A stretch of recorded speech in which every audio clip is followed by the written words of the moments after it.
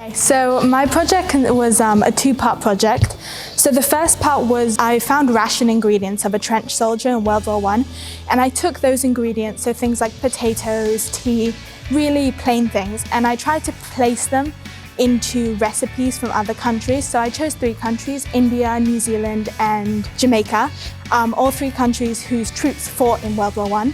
And I tried to place these ingredients into those recipes. The second part of my project was I found a book that was published by the Imperial War Museum in the UK, and it had all these testimonies from soldiers in World War I, from interviews, and I found the written versions of these testimonies, and I got different people from around the school to write them down, and then I aged them so they were kind of pieces from the war, stories from the soldiers who were there. The topic I chose for my personal project is perception of beauty, and it focuses on the diverse topic of beauty itself. I wanted to really analyze the topic of beauty, but also spread awareness about the consequences and the effects of it, specifically towards female teenagers, because as a teenager myself, I have definitely gone through moments where I have struggled with body image and my perception of beauty. As for my product, I wanted to portray these negative emotions through an artistic approach. So my goal for the product was to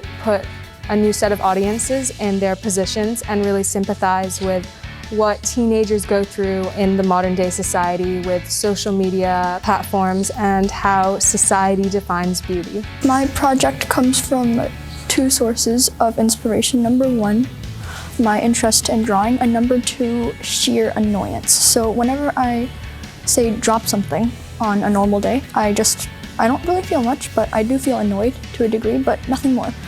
But then I find that especially when something slightly more upsetting happens before that, for example, if I get like a bad test grade or I have an argument and then I drop something afterwards, I feel extremely annoyed. So for this project, I wanted to explore that, because I only know experiences from my point of view.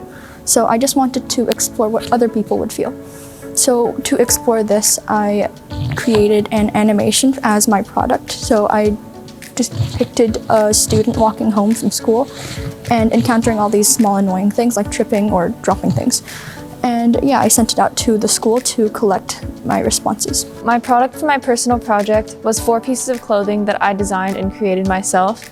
Over the summer, I learned how to sew, and I made the designs on my own, and then I sourced my fabric from Samshuepo, where they had an excess fabric stand, and also secondhand clothing. I also learned about the effects of fast fashion, which I didn't know before, and since learning about that, I've decided to change my shopping habits, and I tend to buy more sustainably and defer from using single-use plastics.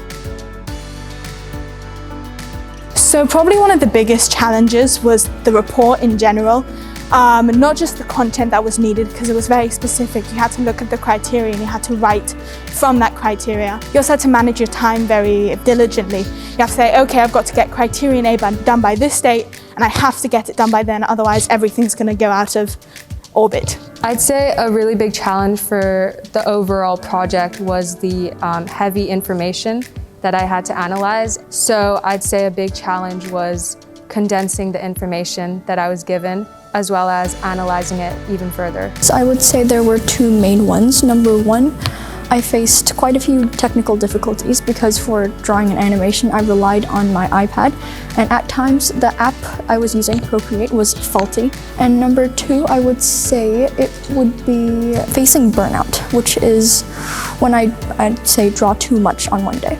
Some challenges included not really knowing how to sew in the beginning, so I kind of had to watch a couple YouTube videos to figure out certain elements that I didn't understand at first. There were a couple times when I just didn't know what to do with my sewing machine because there'd be a problem, and since I had never had a sewing machine previously, I had to kind of just figure it out on my own.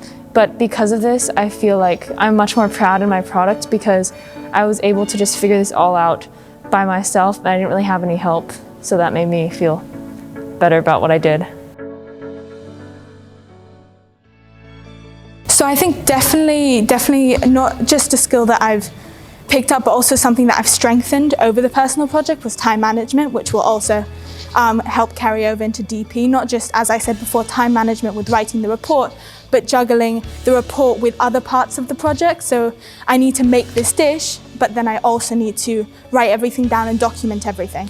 Overall, I think the personal project has taught me a range of skills as well as personal growth. In terms of skills, I've definitely improved on evaluating sources better and condensing really complex information. Just learning how to chill out, like not everything has to be rushed. And number two, it would be to back everything up. I learned how to set my priorities straight if I have certain tasks. Like if I know I have to do something for my personal project, but I also have like an essay due, I figured out how to better manage my time so that I'm working on things in pieces, because I know at the end of the day, they're both going to be due at separate times, but they're both very important.